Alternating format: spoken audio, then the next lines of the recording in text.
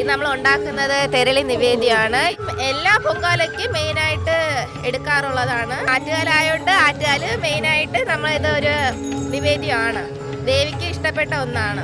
ഇത് ഉണ്ടാക്കുന്നതിനായിട്ട് അരി കുതിർത്തി പൊടിച്ചെടുക്കണം. അതിലോട്ട് തേങ്ങ, ശർക്കര, നെയ്യ്, അതുപോലെ തന്നെ ഏലക്ക പൊടി ചേർത്ത് അതിനാവശ്യത്തിനനുസരിച്ച് പഴവും ചേർക്കണം. എന്നിട്ട് അത് നല്ലതുപോലെ മിക്സാക്കി എടുത്തിട്ട് നമ്മൾ വയണ ഇലയിൽ കോട്ടി, അതായത് കോൺ ഷേപ്പിലാണ് ഉണ്ടാക്കേണ്ടത്. കോൺ ഷേപ്പിൽ ഉണ്ടാക്കി എടുത്ത് കോർത്ത് വെക്കണം.